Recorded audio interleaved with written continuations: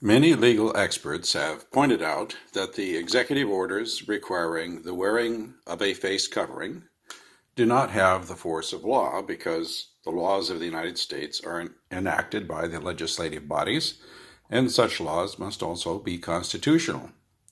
Despite the fact that wearing a face covering is a voluntary and not a mandatory act under the law, there is a huge amount of enthusiasm for voluntarily wearing face coverings. So much so that some people are being attacked in the streets for not wearing a face covering, even when wearing such a face covering would be impractical. And some retail establishments have even begun to act like a medical establishment, dictating a very specific type of face covering to be worn to the exclusion of all others. Note this one retailer sign that not only bans face shields, but requires a specific type of face mask to be worn in a very specific way, while disingenuously calling it a generic face covering. They no longer just sell groceries, they enforce their own brand of medical procedures. Neighboring grocery outlets accept paper masks, face shields, and even bandanas, but not this grocer. As a physicist, I think it would be helpful to point out the physics of face coverings to help bring a dose of reality to a subject that has in many cases turned into a kind of religious war, such as all these different stores and outlets having their own ideas as to how these masks should be worn or what even a mask is.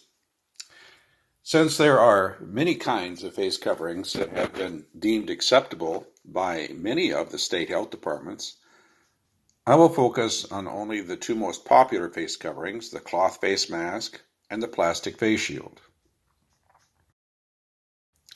To understand the physics of face coverings, it is necessary first to review some basic principles of the physics of fluids and gases.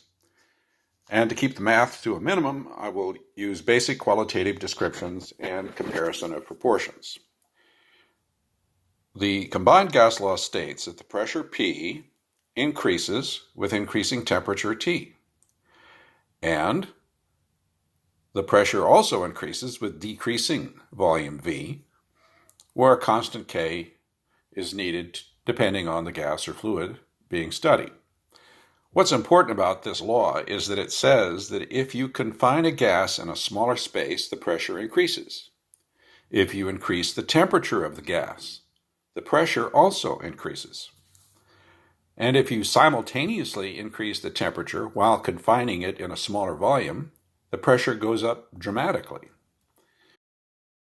Comparing a cloth face mask to a plastic face shield, it's quite clear from the above law that a face mask, due to its smaller volume over the face and its higher temperature due to being close to the mouth and nose, has a much higher pressure behind it than does a face shield. A plastic face shield is located further from the face, increasing the volume relative to a face mask and having a much larger opening at the bottom near the chest, thus preventing heat to build up behind it. A lower temperature means a correspondingly lower pressure, and a larger volume reduces even more the pressure behind the face shield. The Venturi effect is more complex mathematically and is best illustrated by a picture. What the Venturi effect means is that as a fluid or a gas flows from a larger volume, 0.1 in the picture, into a smaller volume, 0.2 in the picture, the velocity of the gas increases. Simply put, the smaller the hole through which you force a gas, the higher the velocity of the gas as it passes through the hole. In the case of the cloth mask, it is filled with thousands of tiny holes, and behind it is air that is under increased pressure due to the small volume and higher temperature of the air behind the mask. In the case of the plastic face shield, since it is impermeable, the only place the air can go is down the chest of the individual wearing the shield, and since the opening at the bottom of the face shield is a single, very large hole, the velocity of the air flowing down from the face mask is very low. cloth face mask sends out thousands of tiny jets of high-velocity air in every direction around the mask. A face shield sends out a single, large, low-velocity flow of air in one direction, downward. According to work done at Caltech and the University of California at Berkeley and published on the NIH website, the diameter of a typical SARS-CoV-2 particle is about 100 nanometers. And according to studies done by the University of Washington on particles in forest fires, the smoke and ash particles range from 100 to 10,000 nanometers. The jetting of smoke particles from a cloth face mask is clearly visible in the photo. If the larger smoke and ash particles are so easily ejected from a cloth face mask, the SARS-CoV-2 particles will be too.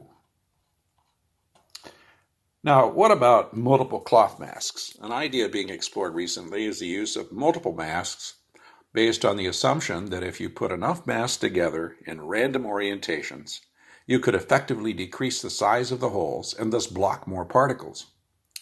That would effectively confine the air to even smaller volumes, thus increasing the pressure dramatically.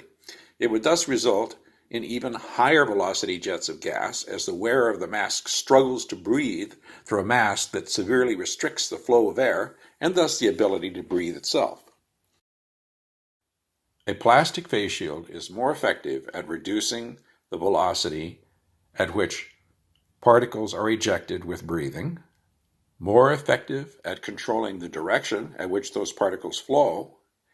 A plastic face shield also covers the eyes with an impermeable barrier, but a cloth face mask does not provide any protection for the eyes.